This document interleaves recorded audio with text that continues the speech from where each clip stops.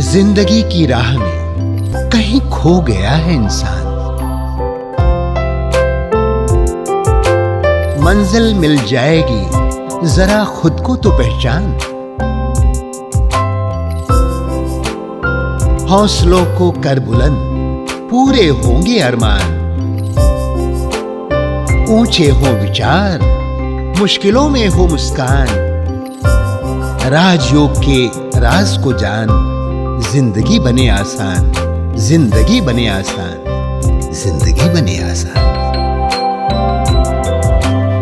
नमस्कार दोस्तों, ओम शांति। स्वागत है आप सभी का हमारे प्रोग्राम जिंदगी बने आसान में। दोस्तों, मौन में रहना एक साधना है, पर सोच समझकर बोलना ये एक कला है।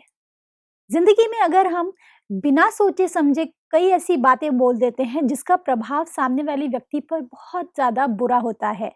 हमें सोच समझकर बोलना चाहिए और सदा लोगों के लिए सकारात्मक विचार रखने चाहिए। तो आप महसूस करेंगे कि आसपास का जो वातावरण है वो बहुत ज्यादा लाइट हो जाएगा। इस खूबसूरत बात के साथ आज के प्रोग्राम की हम शुरुआत करते हैं। हमारे साथ है जाने माने मनोचिकित्सक डॉक्टर अवधेश शर्मा जी।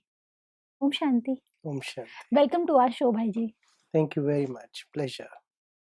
डॉक्टर साहब, हमारी सीरीज चल रही है रिलेशनशिप्स के ऊपर जी। कि रिश्तों में कहाँ मिठास है और कहाँ पे थोड़ा सा कड़वाहट आ गई है। उसे हम आज काफी सीरीज के थ्रू हम जानने की कोशिश कर रहे हैं, जिसमें एक बहुत बड़ा मुद्दा होता है, वो होता है एक ऐसा पड़ाव जिंदगी का जब हमको डिसाइड करना होता है कि हम आगे क्या करने वाले हैं। ऐसे ही एक अवस्था की जिसकी बात कर रहे हैं वो है यूथ की। यूथ बहुत ज्यादा ऊर्जा से भरपूर होता है, साथ ही साथ उनकी जिंदगी में उन्हें डिसाइड करना होता है कि वो आगे चल के कौन सा ऐसा कार्य करेंगे जिससे उनका भी नाम हो जाए। ऐसे में अपने यूथ के लिए आपकी क्या राय है? देखिए, एक्चुअली ज़्यादातर लोग यही सोचते हैं कि हमें क्या करना है, जी। लेकिन हमें क्या बनना है और किस स्थिति में रहना है, ये बहुत कम लोग सोचते हैं। जी। और उसी कारण से हम बाहरी रूप से तो जो मिल सकता है, जो हम ले सकते हैं या जिस मुकाम तक पहुँच सकते हैं, उसी के बारे में सोचते रहते हैं। जी। और उन्हीं कारणों से कई बार अंदर की स्थिति जो है, जो कि स्टेबल होनी चाहिए, वो नहीं रह पाती। बिल्कुल। क्योंकि ये एक ऐसी अवस्था है जहाँ पे अलग-अलग डायरेक्शन से पुल्स हैं। कहीं आपको अपने परिवार से शायद दूर जाने की ज़रूरत पड़े और उसका मतलब है कि आपको अकेले शायद रहना पड़े, अगर शादी नहीं हुई है तो। अकेले रहने का मतलब ये है कि पूरा घर सँभालना पड़े, खाने-पीने का ध्यान रखना पड़े, उस किसी व्यक्ति को जिसने अभी तक ये सब काम किया ही नहीं है। करेक्ट। फिर नए लोगों से मिलके उनके साथ काम करना पड़े और उसी में धीरे-धीरे आगे बढ़ना पड़े। और इस समय पर थोड़ी-सी लड़कियों के लिए भी, लड़कों के लिए भी, और हम एज ग्रुप की बात कर रहे हैं 20 से करीबन 35-40 वर्ष की। हाँ जी। अर्ली यूथ कहते हैं और लेटर यूथ कहते हैं, लेकिन यूथ इंसिडेंटली हमारे भारतवर्ष में इस समय सबसे बड़ी पॉपुलेशन है। अच्छा। करीबन 40% जो हैं वो यंग हैं, यानी 35 साल से कम उम्र के हैं। तो ये चाहे वो गाँव में हो, चाहे शहरों में हो, पर्पज़ इस उम्र का है कि आप खुद मुख्तार बन सकें, यानी अपने पैरों पे खड़े हो सकें। काम के ज़रिए भी, इमोशंस के ज़रिए भी, आपको बार-बार अपने माँ-बाप से ना पूछना पड़े। जी। आपको बार-बार किसी भी कठिनाई में किसी और का सहारा ना लेना पड़े। आप अपने जीवन को चला पाएँ और शायद एक नई शुरुआत कर पाएँ मैरिज के साथ, बच्चों के साथ, और अपना नाम जो पहले पेरेंट्स के नाम से जाने जाते थे, अब अपने नाम के साथ जाने जाएँ। बिल्कुल। तो ये कई डायरेक्शंस हैं जिसमें यूथ पुल होता है। और अगर उसमें कई तरह के प्रेशर्स जो कि बाहर से आने शुरू हो जाते हैं कि आप क्या करते हैं? पहला क्वेश्चन ये होता है, आपका नाम क्या है? किस परिवार से, आप क्या करते हैं?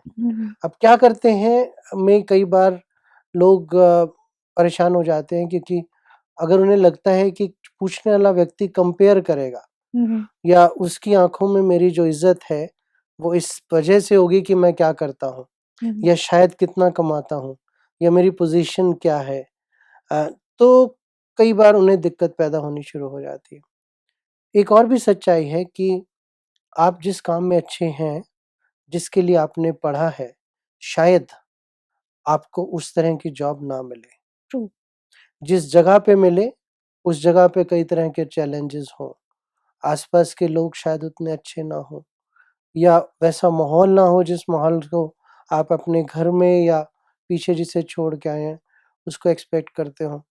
12 घंटे शायद इससे पहले कभी काम किया ही नहीं है। ट्रू। उस दौर में जब आप स्कूल में होते हैं, कॉलेज में होते हैं, तो पढ़ाई का थोड़ी देर के लिए मकसद होता। अब आपको बहुत ज़्यादा लंबे अरसे तक काम करना है और दूसरी चीज़ों को भी करना है, तो ये बड़ा स्वीट एंड सार काइंड ऑफ समय है। जी, इसमें अगर आपने कोई उपलब्धि पाई है, जी। तो उसमें बहुत खुशी भी होती है। लेकिन अगर किसी वजह से आपको लगता है कि मैं पिछड़ रहा हूँ या जो मेरी महत्वाकांक्षाएँ थी वो नहीं पूरी हो पा रही या दूसरों को देखते हैं और उनसे कंपेयर करते हैं, तो कई बार थोड़ा-सा गड़बड़ा भी जाते हैं। लेकिन ये एक तरह से सबसे इम्पोर्टेंट कड़ी है फ्यूचर की, ओके।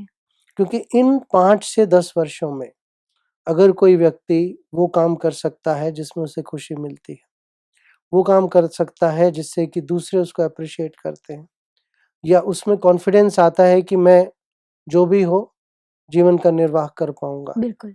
और उसी से साथ जुड़ी चीज़ें कि आपके परिवार वाले, समाज वाले आपके बारे में क्या सोचते हैं। अगर शादी होनी है तो प्रोस्पेक्टिव ब्राइड या प्रोस्पेक्टिव ग्रूम या उसके परिवार वाले क्या सोचते हैं। इसी समय में एक्चुअली रिलेशनशिप्स के एक्सपेरिमेंट्स भी शुरू होते हैं। ट्रू।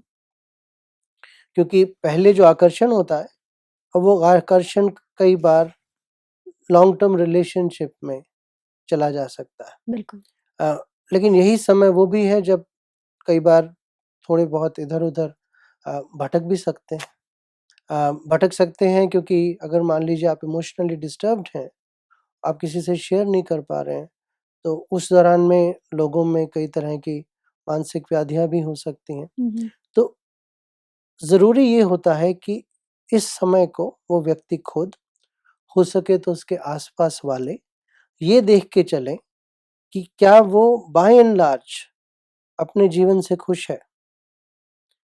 क्या उससे उसके आस-पास वाले, हुँ, हुँ। परिवार वाले या काम वाले या दोस्त, रिश्तेदार वो खुश हैं?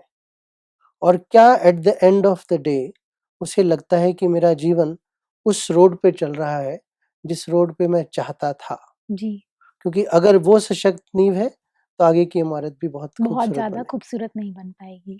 डॉक्टर साहब कई बार ऐसा देखा गया है कि यूथ जिनकी हम बात कर रहे हैं, इनके अंदर में काफ़ी सारी चीज़ें एक साथ चल रही होती हैं। जैसे आपने अभी बताया कि फैमिली को भी सँभालना है, करियर भी क्रिएट करना है, अपना अस्तित्व भी बनाना है। ऐसे में कई बार कुछ ऐसे यूथ होते हैं जो मूंझ जाते हैं। उन्हें समझ में नहीं आता कि किस तरह की प्रोफ़ेशन को वो अपनाएँ, जिससे उनका फ्यूचर सिक्योर हो सके।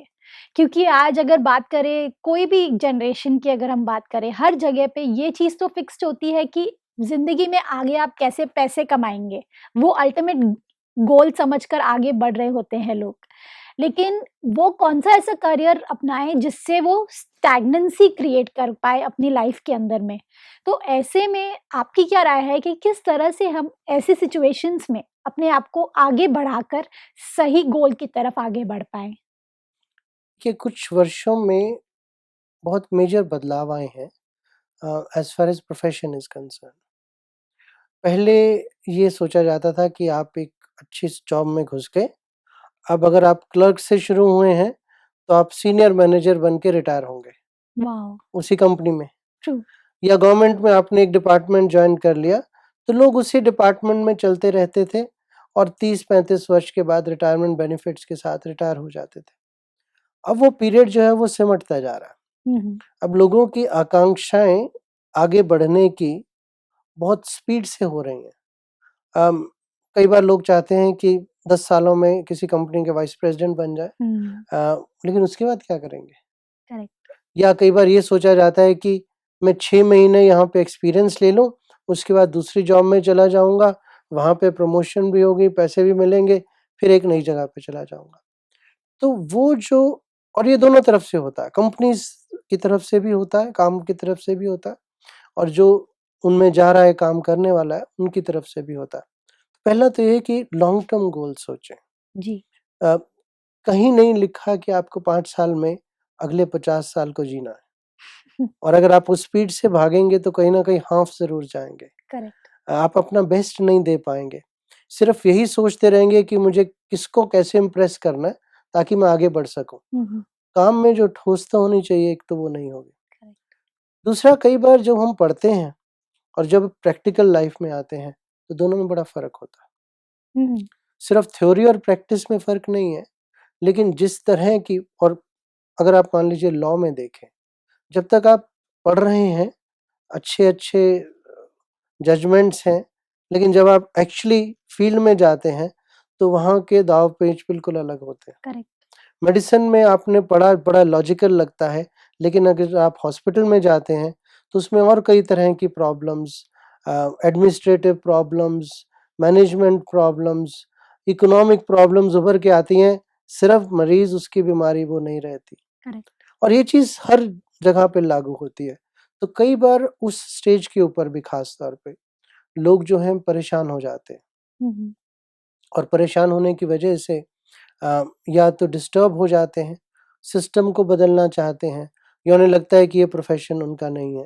करेक्ट। उसका एक बेसिक फ़ॉर्मूला ये है कि पहले तो जो काम आप कर रहे हैं, सोच लें कि क्या आप अपनी खुशी के लिए कर रहे हैं? क्या इससे आपको खुशी मिलती है? और क्या आप स्वतः उस काम को कर पाते हैं? अगर कहीं बोझ है, अगर कहीं शाम को आपको लगता है कि मैं कहाँ फँसा हुआ हूँ, तो आप पूरी ज़िंदगी उसमें नहीं चल पाएँगे। करेक्ट। तो कहीं न कहीं अगर ये शुरू में ही लगना शुरू हो जाए, तो फिर ज़रूरत है फिर से आंकलन करने की, कि आपने जो पढ़ा है, जिस प्रोफ़ेशन के लिए हुए हैं और जिस प्रोफ़ेशन में हैं, क्या वो सही है? अच्छी बात उसमें ये है कि आज के डेट में माइनर चेंजेज़ करके आपको पूरी की पूरी लाइन नहीं चेंज करनी पड़ती, लेकिन माइनर चेंजेज़ करके government versus company, self versus company, आप एंटरप्रेन्योर भी बन सकते हैं। आप अपनी नई शुरुआत भी कर सकते हैं। करेक्ट। आज के समय में वेंचर कैपिटलिस्ट भी आपकी मदद करने के लिए आते हैं, स्टार्टअप्स कई तरह के हैं, तो वो पॉसिबिलिटीज़ बहुत हैं। प्लस कई बार ये भी देखा गया है कि जब लोग थोड़ी देर तक आगे चलते हैं, तो उसमें जो लोगों के साथ उनका व्यवहार है, उसमें फँस जाते हैं अच्छा। कि मेरा बॉस कैसा है? करेक्ट। मेरे साथ काम करने वाले लोग हैं, उनमें कितना कॉम्पिटिटिवनेस है? कौन किसकी लेग पुलिंग कर रहा है? ऑफ़िस की पॉलिटिक्स क्या है? और जो मेन मुद्दा होता है, जो काम होता है, जिसमें आप अपने को अभिव्यक्त कर सकते हैं, उस पे कम ध्यान हो जाता है। करेक्ट। तो उससे अपना ध्यान हटाना चाहिए, वो जो बाकी चीज़ें हैं, वो लेस इम्पोर्टेंट है। पर ऐसे में कई बार ऐसा होता है कि वो हमारे बारे में ही बात कर रहे होते हैं। अगर लेग पुलिंग की बात करें, तो ये भी काफ़ी ज़्यादा सेल्फ एस्टीम को लो करने वाली चीज़ होती है।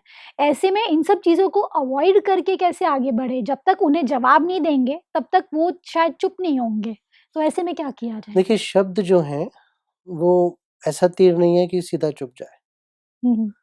जब हम उन शब्दों को अपने लिए इंटरप्रेट करते हैं, तब वो चुभता है। हुँ, हुँ। अगर किसी ने आपके बारे में कुछ कहा, तो आप अगर रुक के उसके बारे में सोचते हैं, और फिर आपको लगता है कि नहीं, ये बात सही नहीं है, मैं ऐसा नहीं हूँ। हुँ, हुँ। उसने कहा वो उसकी मर्ज़ी, लेकिन जब तक मैं उसको अपने अंदर नहीं लेता, तब तक वो मेरे मन का हिस्सा नहीं बन सकता। ओके। हम किसी के कहे गए शब्दों को रिएक्ट करते हैं, रिस्पॉन्ड नहीं करते। हुँ, हुँ।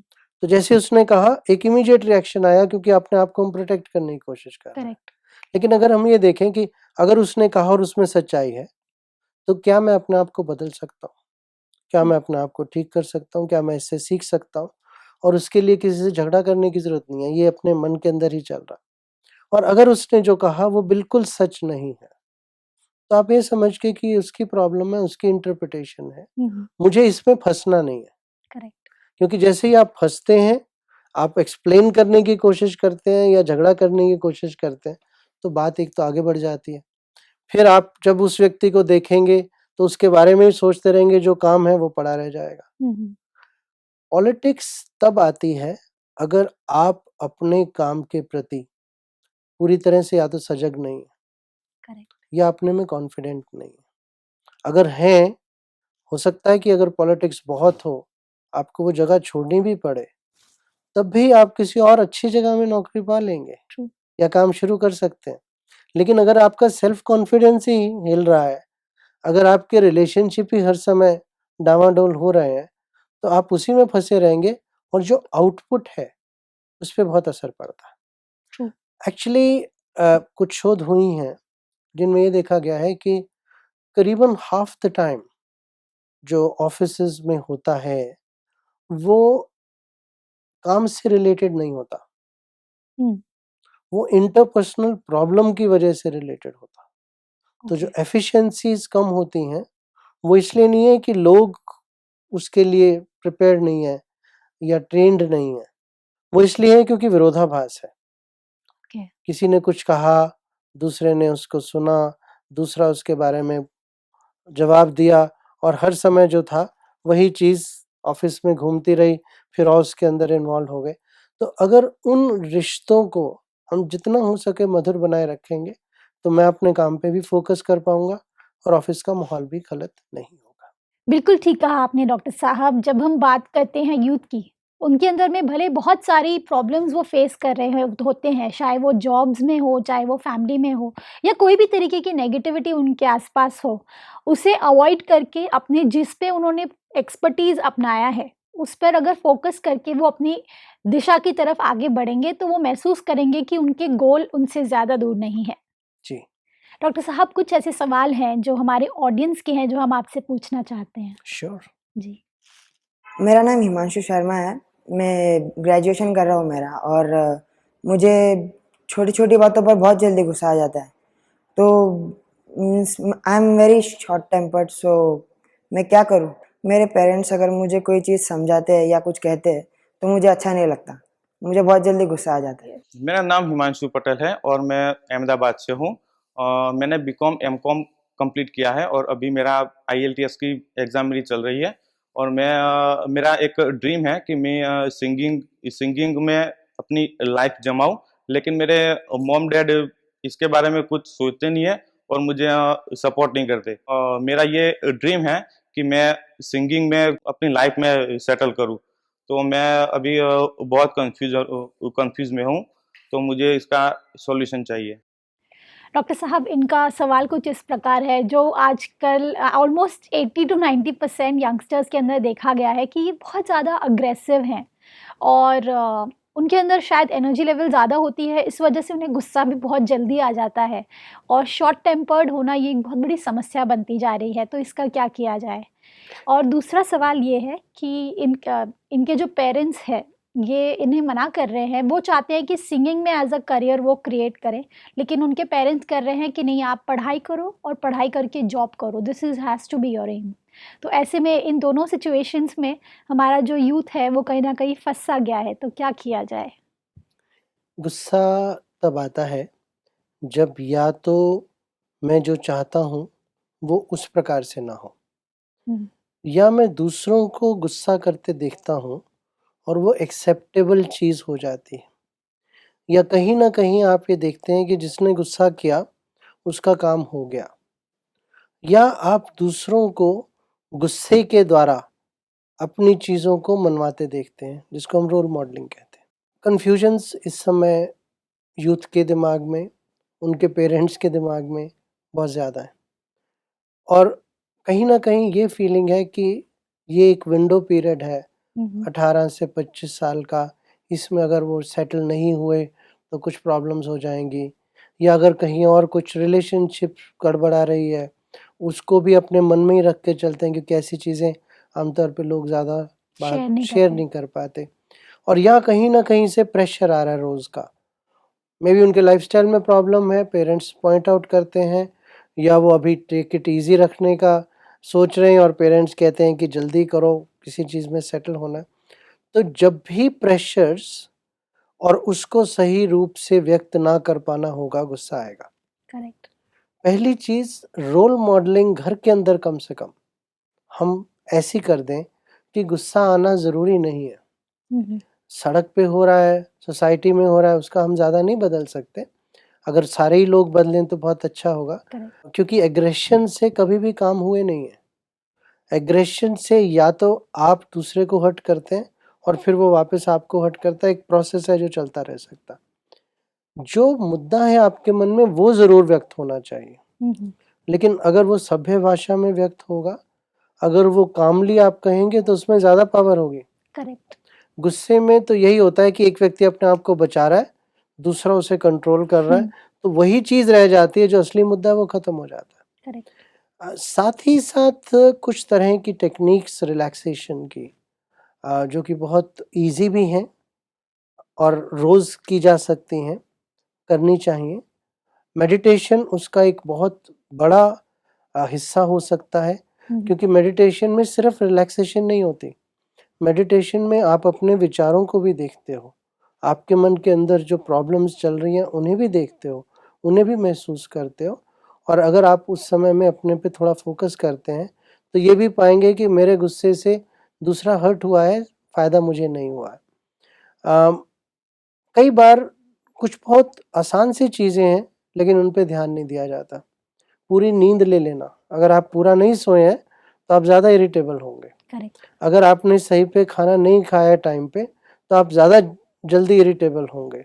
अगर आप 5 चीज़ें इकट्ठी कर रहे हैं और कोई चीज़ ठीक नहीं हो रही है तो जल्दी गुस्सा आएगा। अगर आप जल्दी में हैं और आपको बीच में कोई टोकता है तो जल्दी गुस्सा आएगा। अगर आपने अपने गोल्स बहुत ज़्यादा सेट कर लिए हैं और आपको लगता है कि उनकी प्राप्ति नहीं हो रही है तो जल्दी गुस्सा आएगा। तो इन चीज़ों को भी रोज़ चेक करें। प्लस अगर हम एक सोच लें मन में, चाहे रोज़ सोच लें कि मेरी आज की स्थिति डामाडोल नहीं होगी, क्योंकि एक्चुअली गुस्सा करने से दूसरे पे तो असर पड़ता ही है, उससे पहले मेरा ब्लड प्रेशर बढ़ता है, करेक्ट। मेरी ग्लूकोज लेवल एकदम बढ़ती है, मेरा हार्ट रेट बढ़ता है, मैं अपने अंदर जो सारे के सारे ऐसे चेंजेस हैं फिजियोलॉजिकल जो कि मुझे लॉन्ग टर्म में हर्ट कर सकते हैं, उनको महसूस करता हूँ। तो मुझे स्ट्रैटेजी अपनाने की ज़रूरत है कि मैं किस रूप से उस चीज़ को हैंडल कर पाऊँगा। जहाँ तक रही बात कि वो सिंगर बनना चाहते हैं, पेरेंट्स चाहते हैं वो एक ट्रेडिशनल सी जॉब करें, अभी सोसाइटी एक्चुअली इतनी ओपन नहीं हुई है कि जो व्यक्ति जो चाहे उसको कर पाए। और सबसे बड़ी बात उसमें आती है कि हर प्रोफेशन में अपने आप को सस्टेन करने के लिए पैसा भी नहीं है, और कुछ ऐसे प्रोफेशंस हैं जिनमें कि शायद शुरू में बहुत ज़्यादा इन्वेस्टमेंट की ज़रूरत है, जो कई बार पेरेंट्स के पास नहीं होता। उसमें मैं कहूँगा 2 तरीके हो सकते हैं। एक तो है कि सेफ होके चलें, जो आपने पढ़ा है उसके लिए भी प्रिपेयर करें। अगर कोई जॉब मिल जाती है, सिंगिंग एक ऐसी चीज़ है जो आप साइड में भी सीख सकते हैं, जी। और अगर आप आगे बढ़ जाते हैं उसमें then you can take it up as a profession. और दूसरा तरीका ये है कि किसी व्यक्ति को जो कि इस चीज़ के बारे में जानता है, कम से कम इवैल्यूएट तो कर लें कि आप कितने अच्छे सिंगर हैं, क्योंकि हो सकता है ये सिर्फ आपके मन में चल रहा है और एक्चुअली एज अ प्रोफेशन उसके चांसेस ज़्यादा नहीं हैं। तो उसका अगर सही रूप से आंकलन हो पाएगा तभी उस चीज़ को आप आगे लेके जा पाएंगे। डॉक्टर साहब, आज हमने इतनी सारी बातें सीखी जिसमें मुझे सबसे इम्पॉर्टेंट बात ये लगी कि कोई भी करियर हो जिसमें हम आगे बढ़ना चाहते हैं, अगर हम चाहते हैं कि उसमें पूरी तरीके से आप विशारद हासिल कर लें, तो उसके लिए आपको उसकी तरफ कंप्लीट डेडिकेशन एंड डिवोशन देने की ज़रूरत है। जी, बाह्य बातों से बाहर निकलकर अपने एम की तरफ अगर आगे बढ़ेंगे तो वो महसूस करेंगे कि वो कोई भी चीज़ को हासिल कर सकते हैं। Thank you so much doctor साहब, thank you for coming in this show. Pleasure, thanks a lot. ओम शांति। ओम शांति। दोस्तों, आज के एपिसोड में हमने ये जाना कि किस तरह से ज़िंदगी में अगर हम कुछ भी हासिल करना चाहते हैं, एज अ यूथ हमारे अंदर में बहुत सारी होप्स होती हैं, बहुत सारे ड्रीम्स होते हैं कि हमें ये हासिल करना है, हमें वो बनना है, लेकिन ये सब बातों के लिए कहीं ना कहीं फोकस बहुत ज़्यादा ज़रूरी है। अगर आपका फोकस होगा अपने कार्य को लेकर के, तो छोटी मोटी जो नेगेटिविटी आसपास है वो आपको नज़र भी नहीं आएगी, और फिर आप महसूस करेंगे कि आप अपनी गोल के बहुत ज़्यादा नज़दीक आ जाएंगे। इस खूबसूरत बात के साथ आज के प्रोग्राम को हम एंड करते हैं। आपसे फिर मिलेंगे आपके ही शो में जिंदगी बने आसान। ओम शांति। अधिक जानकारी के लिए संपर्क करें। जिंदगी बने आसान, Brahma Kumaris Godlywood studio, Shantivan, Abu road. Call 80949134887।